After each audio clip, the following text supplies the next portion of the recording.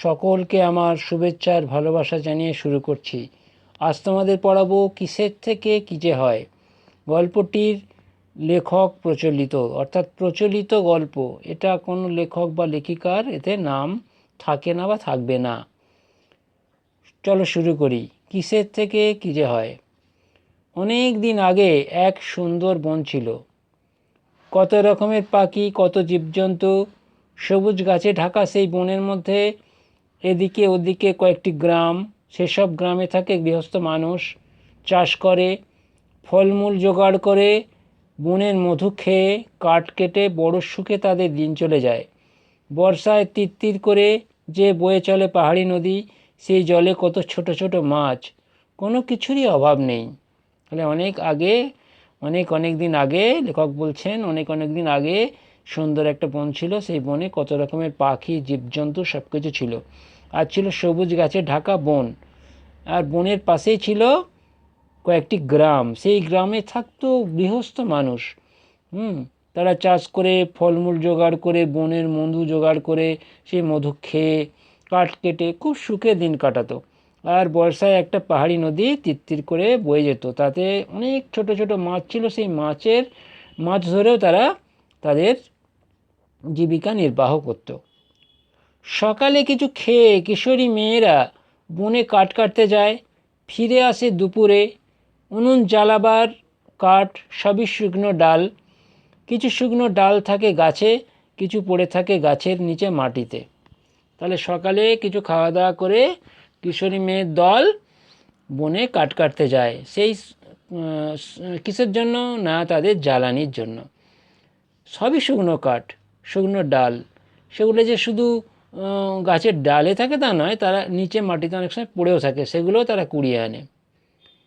একদিন এক কিশোরী যেই গাছের শুকনো ডালে হাত রেখে শুকনো ডাল ভাঙতে যাবে, অমনি একটা কাঠ পিঁমড়ে তার হাতে কামড়ে দিলে। মেয়ে উহ বলে সরে এলো। বাঁ হাতে ছিল কাটারি, সেটা পড়ে গেল। কিশোরী ডান হাতটা ধরে বসে পড়ল। তাহলে একদিন এক কিশোরী সেই বনে কী করতে গিয়েছিল? কাঠ আনতে গিয়েছিল। সেই কাঠ আনতে গিয়ে সে একটা ঝোপের কাছে কী হলো না, ঝোপের ডালে, আচ্ছা শুকনো গাছের ডালে হাত রেখেছিল। যেই ডালটা ভাঙতে যাবে অমনি একটা কাঠ পিঁমড়ে তাকে কামড়ে দিলে। যেই না কামড়ে দেয়া, মেয়েটি উহ বলে সরে এলো। তার বাঁ হাতে একটা কাটারি ছিল, সেটা গেল পড়ে। ঠিক আছে, কাটারিটা বাঁ হাত থেকে পড়ে নিচের একটা ঝোপে গিয়ে পড়ল। ঝোপে দৌড়োদৌড়ি করছিল এক ছোট্ট একটা কাঠবেড়ালি। কাটারি পড়ল তার লেজের উপরে, ছোট্ট লেজ গেল কেটে। তাহলে বাঁ হাত থেকে কাটারিটা ছিটকে কোথায় পড়ে গেল? না, একটা ঝোপে গিয়ে পড়লো। সেই ঝোপে একটা ছোট্ট কাঠবেড়ালি থাকতো। সে ওই ঝোপের মধ্যে ঘোরাঘুরি করছিল, খেলছিল। তা সেই খেলতে থাকা কাঠবেড়ালির লেজের উপরে গিয়ে কাটারিটা পড়েছিল। পড়া মাত্র কী হলো? তার লেজ গেল কেটে। ব্যথায় ছটফট করে কাঠবেড়ালি তত্তর করে একটা অনেক উঁচু গাছে উঠে পড়ল। তার লেজ কেটেছে, তার খুব রাগ হয়েছে। তাহলে ব্যথায় ছটফট করতে করতে কাঠবেড়ালি কী করলো? একটা গাছের উপর উঠে গেল। তার খুব লেগেছিল, তার সঙ্গে তার খুব রাগও হয়েছিল। সে তো কোনোদিন কারো কোনো ক্ষতি করেনি। সে আপন মনে থাকে, খেলে, লাফিয়ে বেড়ায়। সে তো কোনোদিন সত্যি কারো কোনো ক্ষতি করেনি। সে আপন মনে থাকে, খেলে, লাফিয়ে বেড়ায়। বেজায় রেগে গিয়ে সে গাছের একটা বড় ফলে দাঁত বসালো। বোঁটা থেকে ফল ছিঁড়ে গেল। অনেক উঁচু থেকে সেটা নিচে গিয়ে পড়লো একটা হরিণের মাথায়। তাহলে সে কী করলো? অনেক উঁচুতে গিয়ে একটা ফল, রাগেতে ফল, একটা বড় ফলে দাঁত বসালো। ফলটা ছিঁড়ে পড়ে গেল। পড়বি তো পড়, সে অনেক উঁচু থেকে সেই ফলটা গিয়ে পড়লো একটা হরিণের মাথায়। সে তখন মিষ্টি রোদে গাছের তলায় ঘুমুচ্ছিল। হঠাৎ মাথায় কিছু পড়ায় সে চমকে উঠল। অত উঁচু থেকে পড়েছে, তার মাথায় লেগেছে। আবার যদি কিছু পড়ে, সে ভয় পেয়ে তীর বেগে দৌড়ে পালালো। তাহলে অনেক উঁচু থেকে একটা ফল কোথায় পড়েছিল? হরিণের মাথায়। হরিণ তখন কি করছিল না, মিষ্টি রোদে ঘুমোচ্ছিল বেচারি। হ্যাঁ, ওপর থেকে হঠাৎ তার মাথায় কি হলো, আচমকা ফলটা পড়ে গেল। আর অনেক উঁচু থেকে পড়ে তার মাথায় খুব লেগেছিল। লেগে যায়, সে কি ভাবলো, ভয় পেল। ভয় পেয়ে ভাবলো যে যদি আবার পড়ে যায়।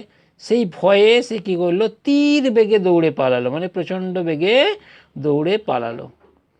ঝুড়ো মাটির মধ্যে ছোট ছোট পাখির বাসা। হরিণের ছুটে চলার পথে এরকম কিছু বাসা ছিল, পায়ের চাপে বাসাগুলো ভেঙে গেল।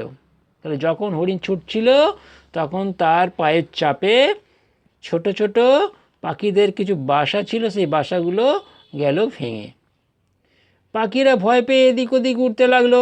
হায়, বাসার ছানারা বোধহয় মরে গেল, ডিমগুলো বোধহয় ভেঙে গেল। বনের মধ্যে দিশেহারা হয়ে পাখিরা উঠছে। তাহলে সেই হরিণের চাপে ভেঙে যাওয়ার ফলে বাসা থেকে বেরিয়ে পাখিরা ভয় পেয়ে গেল। আর কিসের ভয় পেল না, তাদের ছানাগুলো হয়তো মরে যাবে, যে ডিমগুলো এখনও ফুটে বেরোয়নি সেগুলো হয়তো ভেঙে যাবে। তাহলে বনের মধ্যে দিশেহারা হয়ে তারা উঠতে লাগলো। এক গাছের নিচে দাঁড়িয়েছিল এক হাতি। সে প্রকাণ্ড সুঁড় দিয়ে গাছের ডালপালা ভেঙে খাচ্ছে, কোনো দিকে খেয়াল নেই। হঠাৎ একটা ছোট্ট পাখি তার কানের ভেতর ঢুকে গেল। তাহলে গাছের নিচে একটা হাতি গাছের ডাল ভেঙে খাচ্ছিল, কোনো দিকে তার ভ্রুক্ষেপ বা খেয়াল ছিল না। এমন সময় সেই যারা বাসা হারিয়েছিল তাদের মধ্যে থেকে একটা ছোট্ট পাখি হাতির কানের ভেতর গেল ঢুকে। হাতি লাফিয়ে উঠল। এ কী হলো, তার কানের ভিতর ফরফর করছে। সে মাথা ছাঁকাতে লাগলো, কিন্তু কিন্তু ফরফর বন্ধ হচ্ছে না, ব্যথাও করছে। ভয় পেয়ে হাতি ছুটতে লাগলো। তাহলে যেই পাখিটা হাতির কানে ঢুকে গেল, হাতি উঠলো লাফিয়ে। কেন না, তার কানের ভেতর ফরফর করছে। সে মাথা ছাঁকাতে লাগলো, ফরফর কিন্তু বন্ধ হলো না, ব্যথাও করছে। এই সমস্ত কাণ্ড কারখানার জন্য হাতি প্রচণ্ড ভয় পেয়ে গেল। ভয় পেয়ে সে ছুটতে লাগলো। ছুটতে ছুটতে এসে থামলো এক চাষির ফসলের ক্ষেতে। সুন্দর ধান হয়েছে, সোনার রং ধরেছে, আর কয়েকদিন পরই কাটতে হবে। হাতি সেই সোনালি ফসলের ক্ষেতে ঘুরপাক খেতে লাগলো। তার বিশাল দেহ আর গোদা চার পায়ের চাপে ফসল নষ্ট হতে লাগলো। তাহলে হাতিটা কী করেছিল, ছুটতে ছুটতে এক চাষির ফসলে খেতে এসে গিয়েছিল। সেই ফসলটা আর কদিন পরই পাকবে। সেই সোনালি ফসল, সোনার ধান পেকে যাবে, কাটা হবে। কিন্তু হাতিটা কী করলো, তার মস্ত শরীর দিয়ে আর মস্ত চারটে পা দিয়ে সেই ধানের ক্ষেতটা নষ্ট করতে লাগলো। চাষি ছুটে এলো, এ কি করছে হাতি, তার সব ফসল যে নষ্ট হয়ে যাচ্ছে, সে খাবে কি, তার পরিবারের সবাই খাবে কি? চাষি সব জানতে পেরে ছুটে এলো। এই কী করছে হাতিটা, তার যে সমস্ত ফসল নষ্ট করে দিচ্ছে, সেও খেতে পাবে না, তার পরিবারের সবাই খেতে পাবে না। সে হাতির সামনে গিয়ে বলল, কি করছো হাতি, আমার সব ফসল যে নষ্ট করে দিলে, কোনোদিন কোনো হাতি এমন কাজ করেনি। বাধ্য হয়ে চাষি কী করলো, সে হাতির সামনে গেল, গিয়ে বলল, হাতি এ কী করছো, এমন করে তো কেউ কোনোদিন কোনো হাতি আমার ফসল নষ্ট করেনি, কেন এমন কাজ করছো? হাতি বলল, আমিও কোনোদিন ফসলের ক্ষেত নষ্ট করিনি, কিন্তু আমি যে আর পাচ্ছি না, আমি পাগল হয়ে যাব। আমার কানের মধ্যে যে একটা ছোট্ট পাখিরও ঢুকে রয়েছে, আমি কি করব? চাষি, আমার কোনো দোষ নেই, আমি সহ্য করতে পারছি না। তাহলে হাতি বলল, আমি কোনোদিন কোনো ফসল নষ্ট করিনি, আমারও কোনো দোষ নেই, আমার কানের ভেতরে একটা ছোট্ট পাখি ঢুকে গেছে, ঢুকে আমাকে শান্তি দিচ্ছে না, প্রচণ্ড কষ্ট সৃষ্টি করছে, আমি আর সহ্য করতে পারছি না, আমি কি করব?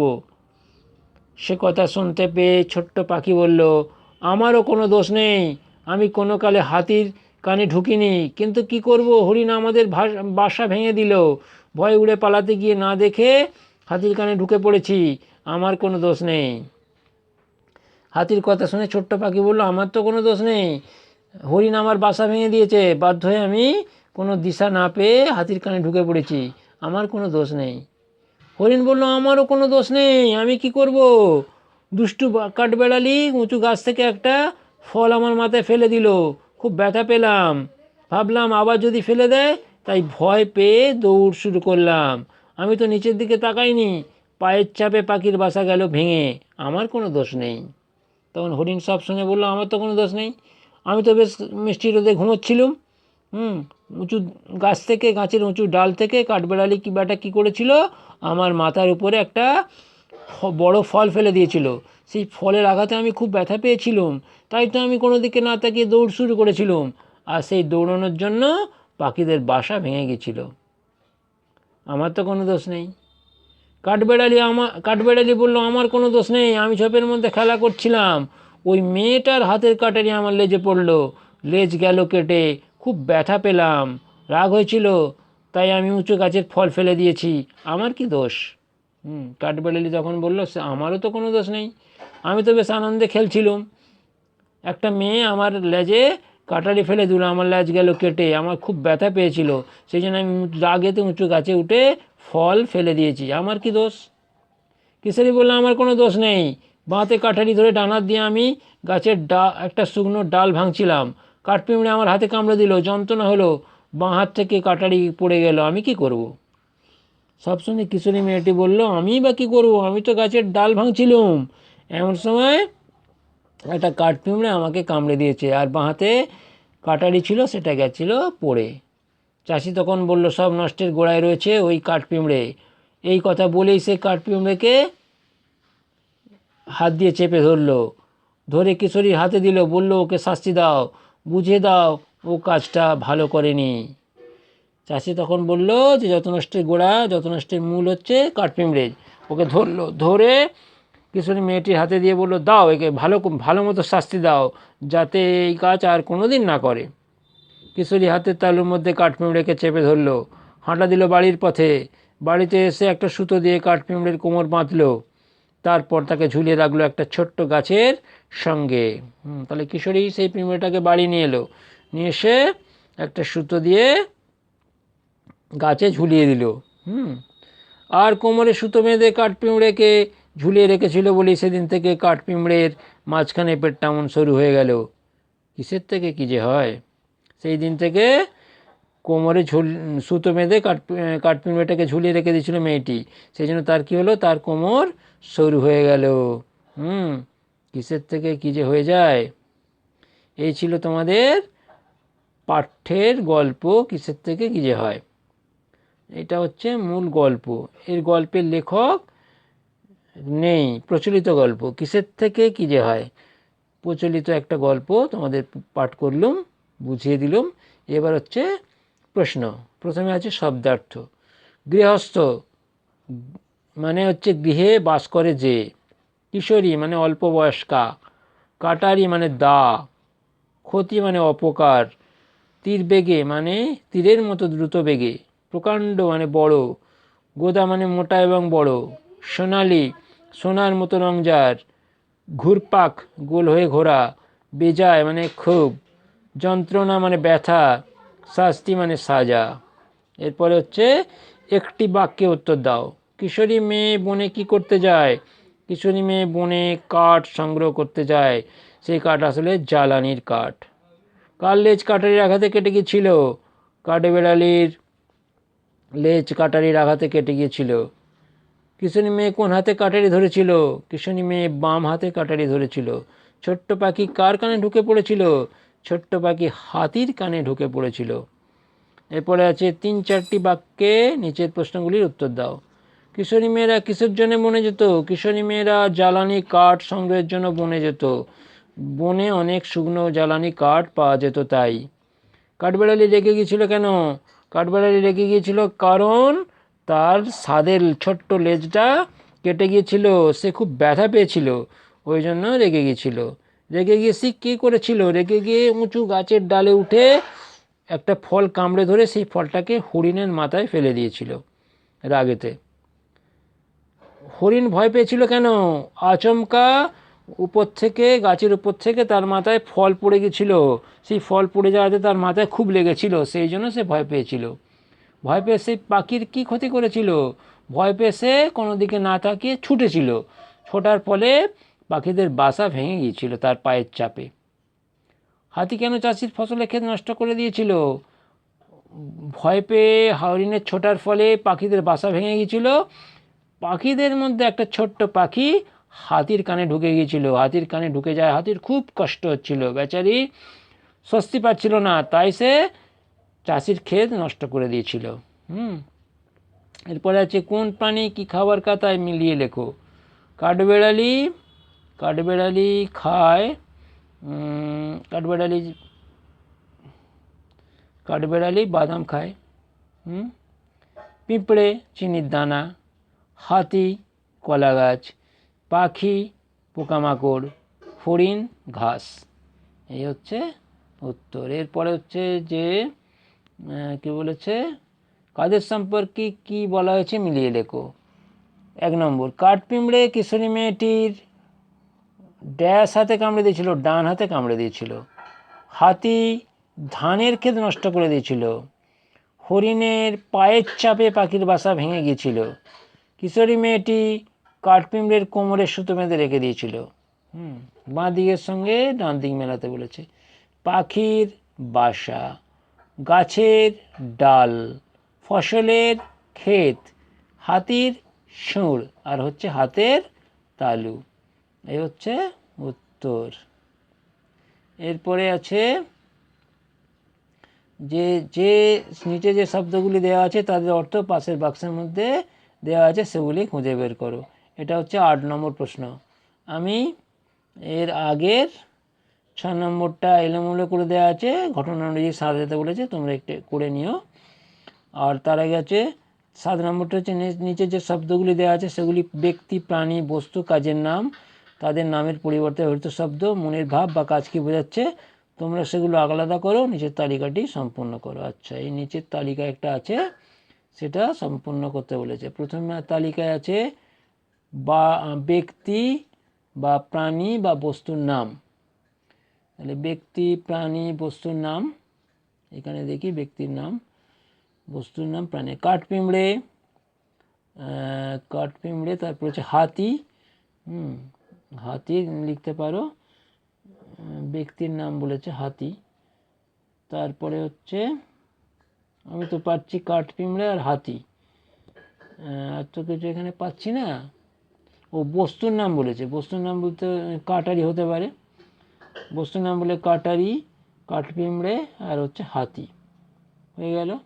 এরপরে হচ্ছে নামের পরিবর্তে ব্যবহৃত শব্দ। নামের পরিবর্তে ব্যবহৃত শব্দগুলোর মধ্যে হচ্ছে সেসব, তারপরে হচ্ছে সে, তারপর হচ্ছে তার, এগুলো। তাহলে সেসব, সে আর তার, এগুলো হচ্ছে নামের পরিবর্তে। এরপরে বলেছে মনের ভাব। মনের ভাব হচ্ছে রাগ, হচ্ছে মনের ভাব, মনের হচ্ছে রাগ, আর হচ্ছে ভয় মনের ভাব, হচ্ছে এগুলো মনের ভাব। তারপর হচ্ছে কাজের নাম। কাজের নাম হচ্ছে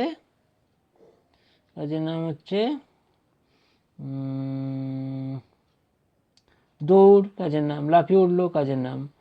ঘুমোচ্ছিল, কাজের নাম। ভেঙে দিল, কাজের নাম। ঝুলিয়ে রাখলো, কাজের নাম। আচ্ছা, এবার হচ্ছে কোনো কাজ। কোনো কাজের মধ্যে হচ্ছে লাফিয়ে উঠলো, ঝুলিয়ে রাখলো, এগুলো কাজ। ভেঙে দিল, এগুলো কাজ। ঠিক আছে। এরপর হচ্ছে 8 নম্বর, নিচে যে শব্দগুলি তাদের অর্থ পাশের বক্সের মধ্যে রয়েছে সেগুলো খুঁজে নিয়ে শব্দের পাশাপাশি লেখো। মেয়ে, প্রথমে হচ্ছে মেয়ে, মেয়ে হচ্ছে কন্যা। পাখি, পাখি হচ্ছে পক্ষী। গ্রাম হচ্ছে গাঁ। ডাল হচ্ছে শাখা। কাটারি হচ্ছে দা। ব্যথা হচ্ছে যন্ত্রণা। চাষি হচ্ছে কৃষক। আর বন হচ্ছে অরণ্য। মিটে গেল। তাহলে এইগুলো হচ্ছে উত্তর। এরপর আছে যে নিচে যে প্রাণীদের নাম দেওয়া আছে তাদের সম্পর্কে 2টি করে বাক্য লেখো। 2টি করে বাক্য। হরিণ, প্রথমে আছে হরিণ। হরিণ খুব সুন্দর একটি প্রাণী যে ঘাস খায় এবং খুব দ্রুত দৌড়াতে পারে। হরিণের মাংস খুব সুস্বাদু। তারপর আছে কাঠবেড়ালি। কাঠবেড়ালি খুব ছোট্ট প্রাণী, দৌড়ায়, গায়ে চাকা চাকা দাগ আছে, হাতের ছাপের মতো, তার একটি লেজ আছে। এরপর হচ্ছে কাঠপিঁপড়ে। কাঠপিঁপড়ে অতি ক্ষুদ্র প্রাণী, পতঙ্গ শ্রেণীর প্রাণী।